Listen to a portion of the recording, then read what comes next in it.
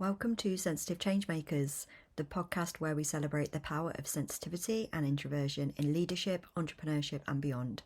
I'm Kate Carter, your host, a certified professional coach, a fellow HSP and introvert who is passionate about helping you embrace your unique gifts and lead with authenticity. Today, we are talking all things content, messaging, and this word authority. What does it mean for us, especially as highly sensitives and ambitious hardworking individuals? This is something that I've been seeing a lot in terms of social media, and I really just wanted to break it down into how I see things and hopefully give you some food for thought. So let's dive in. So the first thing I think is so important to share, and I've said this before and I think it's so true, is introverts and highly sensitives, we are ambitious, we're hardworking, and we do have big dreams and big goals. But we also need to be aware of our energy levels. We need to be aware of how we use our energy.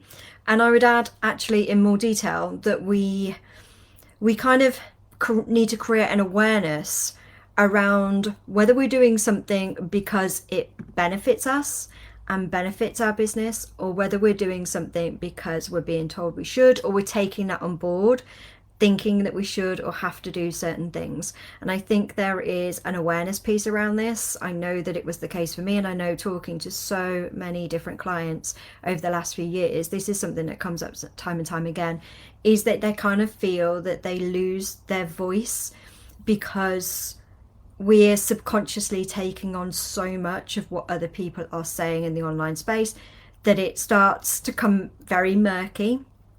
And when this happened to me a couple of years ago, 2023, I really did need to take kind of a step away to get back to what was true for me, and get back to kind of that grounded truth.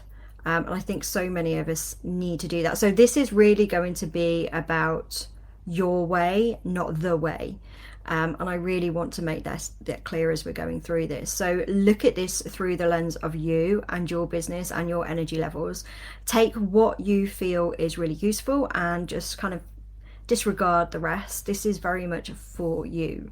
So there are a couple of things I feel, after having been around for kind of over 5 years officially, but about 7 years unofficially, I've come to a couple of conclusions that I think is going to really support a lot of people, I hope. So the first one is, you don't need social media, you do need connections. And I think so many of us think that when we start out, obviously a lot of us are been around for a while and we no longer feel like this, but I know when I first started out, I just thought if I post on social media I would get clients. That's just the equation that I thought it was. And it isn't. Social media isn't a marketing strategy in itself, it's part of a marketing strategy, and therefore the end result is different to how other people use social media. We are using it as a business tool, and therefore it's going to look very different. The things that we want to see happening on social media and the data that we want to see on the back end of social media is going to be very different for us as business owners than it would be an influencer or somebody who is using it for sharing their stories. There's very different data there, and that's so important. Because when we are thinking about using social media as a marketing tool, as part of our marketing strategy, it is about finding connections. That is what social media is there to do. It is not to be the key to it or the secret just on its own. And I think knowing this can actually take a lot of the pressure off our shoulders, thinking that every single social media post that we ever create or any piece of content that we create has to convert then and there. I like to see it, and I'm going to go into this in more detail in a minute, I like to see it in a couple of ways which really support a lot of us in seeing social media in a more supportive way. And the reason that I feel it's so important is because a lot of us like to overthink. And we like to overthink to the nth degree that we get ourselves caught up in thinking kind of rabbit holes almost. We go down, we overthink, we procrastinate, and then we either don't post or we don't post what we really want to. We post down like a watered down version. And I'm going to be talking about all that in more detail, but it is so important to see social media as a tool, not as a complete and utter strategy in itself. And it also is about making connections. That social media is there to support you in making connections, whether that is in a very kind of intimate way and you are making connections one by one, or whether that is one to many and you're making lots of different connections at the same time through different things that you are providing downloads, etc. So just bearing that in mind, I think, is really important. And the other thing that I think is so true is you don't need to exhaust yourself to make those connections or sign clients or to make money. I think things have changed over the years, especially with social media. I don't think you need to be everywhere all of the time at any point in your business. And I think you can actually, the introverted HSP amongst us, I think this is a really good time to use social media because we get to set the boundaries and the perimeters about how we are going to use them, and we can still make that useful for us, and we can still make it work for us. So those are my two things that I feel to be true. And now I want to go into how we can actually make it work for us. So if we know these things to be true, if we know that social media isn't a tool in itself, it is part of a marketing strategy and it is about making connections, and if we know that we don't have to use social media in all of the different ways and show up all of the time, we don't need to burn ourselves out on it. So what does that look like if we're going to be using social media to make those connections, to sign those clients, to make more money? What does that actually look like? So the first thing I really want to go over is the consistency side of things. I think there was a bit of a myth a couple of years back that consistent meant you had to post every day or sometimes multiple times a day, and that just doesn't ring true. And I know I've seen lots of different people posting the same thing when they've done, I can't remember where I saw the study and the research about this, but they were basically saying that posting every day does not mean extra leads. So we can take that pressure off our shoulders to start off with. Being consistent, however, is whatever that looks like to you. For some of my clients, that is posting every day because they feel they want to. And for other people, it's posting like once, twice, 3 times a week. So finding something which honors your energy levels, I think, is the key here. And I think I'm going to go a little bit deeper here because I think when people hear that, they think, oh, okay, that makes sense. Yeah. But what does that actually look like? And I think there's a piece here about understanding yourself well and taking the time to understand yourself better if you don't already. Some of us do, and when I'm saying which honors your energy levels, you'll be like, okay, yeah, I'm already doing that, or I know what that would look like. But some of us, we might not be there yet. We might be thinking, okay, well, how do I work out what my energy levels are like? How do I work out the best time to create content? Or how do I find out the best way of deciding how many times I post on social media? And I think there's so many different ways you can do this. You can look at your energy level. So how do you feel? When do you feel most energetic? Do you feel most energetic in the mornings or in the evenings? How do you find your flow? Like, when do you feel that you could just do something and like minutes, hours would pass? That's always a good indication that that's a really good time for you, or that's a really good period of the day for you. Some of you may feel that actually there are different times depending on what you're doing. So you might feel, I was having this discussion earlier today, you might find that earlier in the day you're more sociable, so that's when you're going to do your client work, that's when you're going to do your kind of in your business.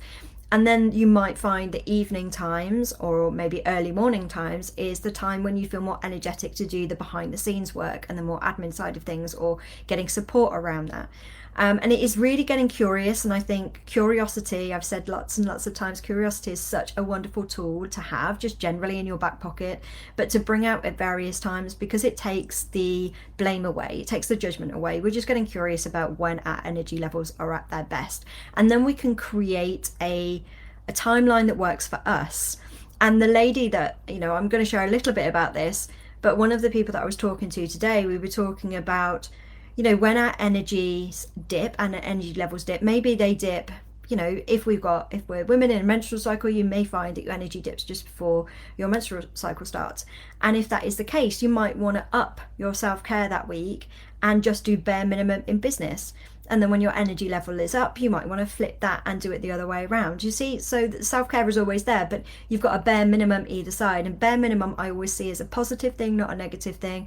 As in business, what's my bare minimum? And the reason that I use that sometimes with clients is because the people that I work with, and I'm sure a lot of you can resonate in here, are incredibly high achievers. They put a lot of pressure on themselves to achieve a lot within a short amount of time. And what we do as human beings is we underestimate what we can do in a long period of time, like 4 to 5 years, and we overestimate what we can do in a short amount of time. And so just really having that bare minimum in business takes some of the pressure off and can help you to shift how you see your tasks in business and what you can actually get done. So I really do think getting curious about your energy levels, getting curious about what activities you like to do when, maybe looking at a menstrual cycle if you're a woman and that sort of makes sense to you, but really getting curious about what works for you, and then building a consistent kind of structure, if you like, around that. What would it look like to you? And obviously taking into consideration if you've got children, or if you're looking after somebody, or you've got, you know, other priorities outside of work, so that you can feel good about showing up for your business when you do. And it doesn't need to be every day, so it's going to be different for every single person.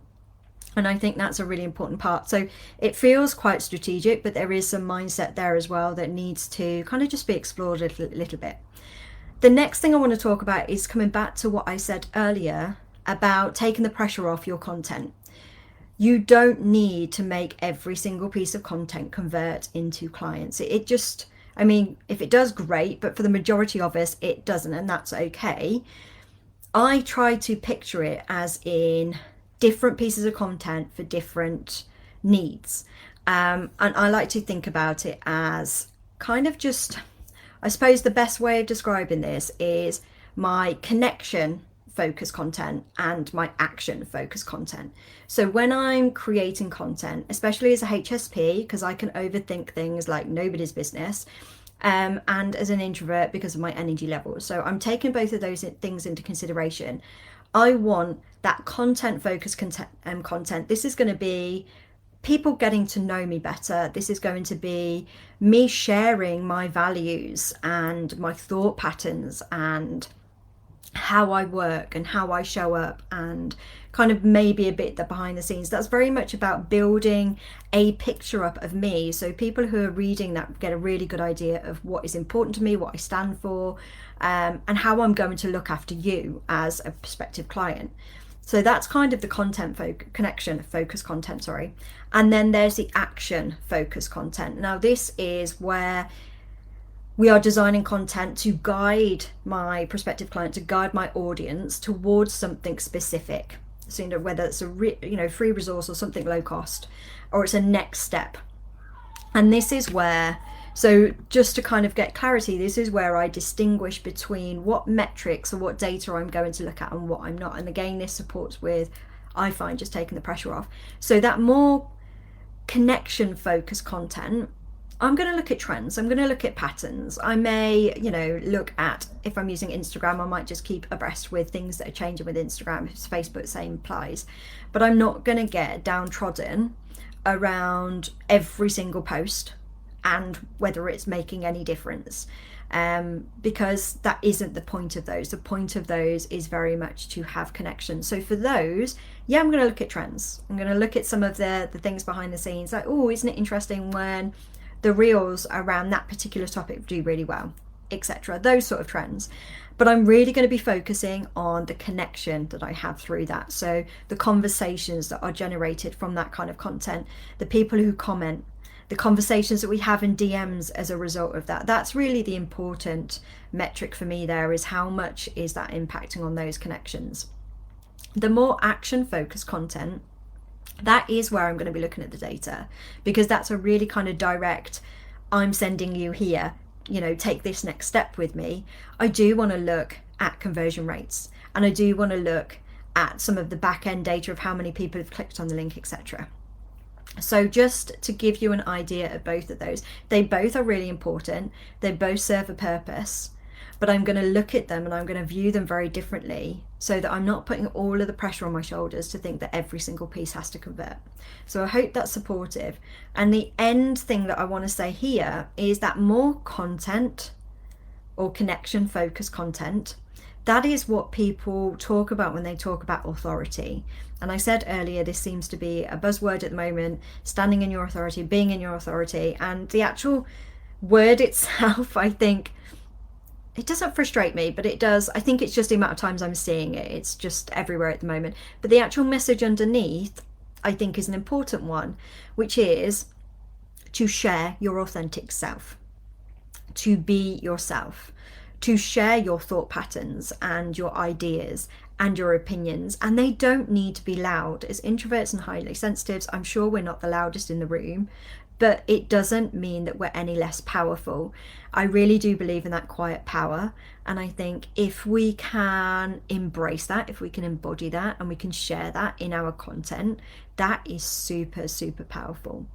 And so when you're thinking it through the lens of you and your business, if I said to you, okay, if we want to use, sometimes people talk about the future version of themselves, sometimes people talk about the higher self, whatever resonates with you. If you were to step into that today, what kind of content would you write? What would you talk about? What would be important for you to share, so that people can get a real insight into you? And it builds that like, know, and trust. And at the end of the day, people buy due to emotional reasons and then fill it in with logic. I know my coach, Kim Argetzinger, used to say that all the time, and I think she still does. And it's such a good saying. Okay, so when you are thinking about different people and how they buy, it is because they are looking for that safety. They're looking that you are going to take care of them, even if it's not on a conscious level. On a subconscious level, they are thinking, is this person going to look after me? Is this person going to be okay? Is this person going to have my best interests at heart?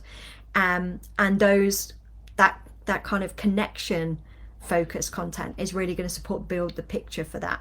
So it's a really important part, and I hope that sort of makes it clear as to why people talk about that authority so much. What else did I want to say here? Talked about values and opinions.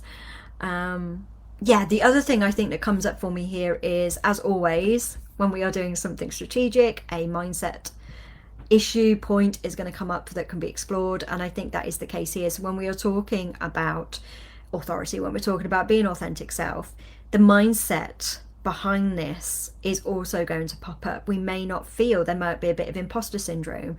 There may be a bit of, well, I'm not there, or we've got this idea in our head of, I'm not there at X yet, so how can I talk about blah, blah, blah. And I think this is where the mindset work comes in. And it's going to look different for everybody, but really allowing yourself, again, that curiosity, like I said, is a great tool to have. That curiosity around what is going on. What are the areas where you're pulling back because you don't want to say things or because you don't want to share things, and really getting curious as to about why that is. I always talk about leaning into your edge, and I think this is one of the areas around messaging, around sharing ideas and things like that, and standing out as somebody different in a quiet way, not necessarily in a loud way, but leaning into your edge and embracing some of that more stretchy comfort zone feelings is a great way of doing this. And I love to talk to clients about this, like, isn't it interesting you're pulling back on that? What's the reason, where's that coming from? And then really supporting them in seeing, in distinguishing whether this is something that is fear-based and really we might want to lean towards it rather than leaning away, or is this something that's out of alignment and just isn't suited for us, in which case that's absolutely fine. But really just knowing the difference between the two, I think, can really support us here. So that authority piece, that messaging piece, I think is such an important one, and the mindset that goes behind that is equally as important. Okay. Visibility also comes up here. I know I've spoken to countless people, especially over the last week actually, on visibility, and I know that Nikki Rees, I'll try and tag her somewhere, she's doing a free like a free challenge, free masterclass on all things visibility wise, so that would be a really good thing to check out, and I'll try and find the link and put it in the comments below. But visibility is a big one, and again, there's a strategy element to visibility, and there's also a mindset to it, because we may be pulling back on some areas where actually we might want to lean in. And it's all about working out, where do we want to lean into our edge and where do we not want to actually delve into it because it's something we just don't want to do. It's not something that is in alignment with us. It feels wrong rather than just feels uncomfortable. I hope that makes sense. So I think I'm just going to do a quick recap before I go to the last one, which is more strategy based. Is we've really got an idea here of what consistency looks like for us, and it's going to look different for every single one of us, taking into consideration what we've got going outside of our business and also our energy levels, getting curious about our energy levels if we haven't really looked at them before. When are we working at our best? When are we most energetic? Does our menstrual cycle have anything to do with that?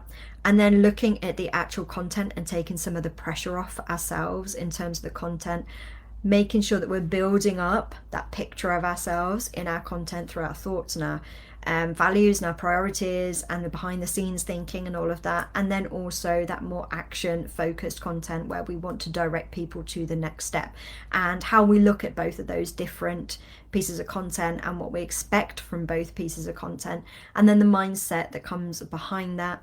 Then we looked at the messaging, that authority, and if we were our future version now, what would we be saying? And then again, that mindset piece there about what are the places where we're holding back or pulling back. And we may not, this is why having a coach is so important, because we might not even see the woods for the trees. We might just be pulling back because we genuinely don't see that it's a fear-based response. We genuinely don't see it's actually something, it's our edge, it's something that we might want to be leaning into. We very much just think it's a no-go. And so having a coach, even if we don't end up going down that avenue, whatever that avenue is, having a coach there to actually talk those things through with, and having somebody to reflect some of those ideas back to you, can allow you to see something in a different perspective. So those are my pieces so far to how you can be on social media without burning out in all of the ways, in terms of your mindset, in terms of your strategy, in terms of your energy levels, and also remembering that all of these pieces, one of the main purposes of social media is to have that connection. So when you're writing content, when you're thinking about your messaging, it is about, how am I going to have conversations through this content? How am I going to connect with more people through this content? And obviously if it's then the action focus, you're looking at a slightly different kind of maybe call to action at the end of that. But the idea is the connection is there.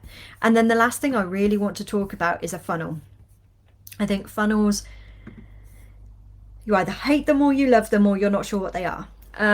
Funnels can be as complicated and as expensive as you want to make them be. And I truly believe, having tried lots of different things over the years, that finding your way, which is doable, repeatable, and doesn't stress you out, I think is the kind of the sweet middle, if you like. And I would really recommend you thinking about a funnel that is all of those things, and definitely repeatable, and definitely something that is going to support your energy levels. For HSPs and for introverts, I always like to have an element of automation in there because it takes some of the pressure off us. So, and it doesn't need to be complicated. So some of my automations, if we use me as an example, I have a very short email sequence when you first come into my world. That is slightly automated. I don't have to worry about that. I'm happy with the emails. I probably need to go back and revisit them and tweak them, but at the moment they're doing a job. I like having I use Satori to organize all of my clients, and the contracts are in there. I like all of that because it's already automated. I love it more than it asks for a testimonial after we've stopped working together or if we finish working together, just because that was one of the elements I found really difficult at the start of my business, was actually asking for a testimonial. I love that that's automated. I love I don't have to worry about it. So those are just some of the things I have automated. Obviously, if somebody downloads something, I do have a free guide on being highly sensitive, for example. If somebody does that, then there is an email sequence that goes with that as well. So there are a couple of things that are automated. That for me is my sweet spot. Now yours might be something different. You might want to automate it more. You might want to bring in ads, and you might want to automate from ads, for example. And you may not want to, might want to have more of an organic funnel. And an example here, very basic example, if you've never really kind of used funnels or have no idea what I'm talking about, I realise that a lot of people in here are very established and have their own system in place, but just in case there are anybody that doesn't, a funnel really is a journey. It's a client journey, taking them from not knowing you at all to somebody who knows a lot about you. So we're talking about the cold leads to the warm leads. And like I said, it can be as difficult as you make it be. The whole kind of traditional funnel is, you know, you have a lead magnet, you have something for free that you promote, that somebody downloads. They then go onto your email list and you nurture through an email list until they buy from you. Okay? There are lots of different ways that you can do this. So it may not be that simple. For example, you might have lots of different steps involved. I generally have a free call in mind somewhere, and I have the Facebook group. I also have my podcast. There's quite a few different things that I have in place. You can, like I said, it can be as simple or as difficult as you want to make it, but having something in place that is repeatable and doable is so important, especially for our energy levels, and especially to ensure that we know that we have a pipeline and we have people constantly going through that pipeline. And you may well have somebody coming into your world who says hello to you and then buys from you straight away. And you might have somebody who only needs to see you a couple of times and then buys from you. You might have somebody who needs to be in that pipeline for a long time before they build that like, know and trust, and they feel that they're safe with you. So you've got different people at different points, but as long as you've got, and I'm using this as like a pipeline, as long as you've got different people coming in and you know that they're coming in all of the time, then that is what your funnel is. And to get people in that pipeline to start off with, that's where your messaging comes in and that's where your content comes in. So I hope that makes sense. But yeah, I just wanted to round off with that because I think a lot of people, again, are just throwing kind of spaghetti at the wall and hoping that something sticks.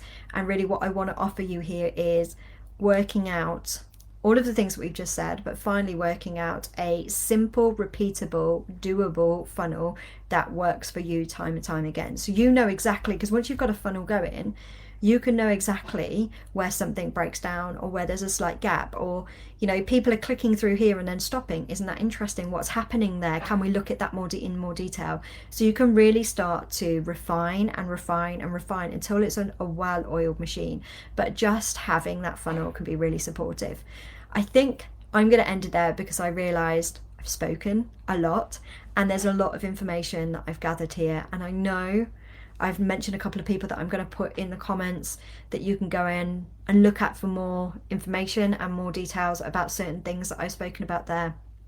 If there's anything in terms of funnels, in terms of mindset, in terms of strategy that I have spoken about today that you would like more support with, I do offer free sessions. So please do give me a shout out. Anybody in here is welcome to have a free session and we can talk about marketing, strategy, mindset, funnels in more detail to support you. That is genuinely what I want this Facebook group to be about. I do want it to be supportive for you so that you really do have a good idea of what works for you and also what's going to support you in moving your business forward. I will be back next week. If you've got any questions, any queries, anything you need clarifying on, please do ask. Sending you lots of love, guys, and have a great week. Okay, bye. Thank you so much for listening to this week's episode. If you have any takeaways or any questions, please do reach out to me either through Instagram, LinkedIn or Facebook at Kate Carter Coaching, or you can email me at kate@katecarter.co.uk. I always love to hear your feedback and the things that you have taken from the podcast. If you know of any other highly sensitive people, then please do share this so that I can reach more and support more highly sensitive people to embrace their strengths and gifts. As a thank you, I will pick a winner every month for a free 15-minute coaching session with me. Thank you so much.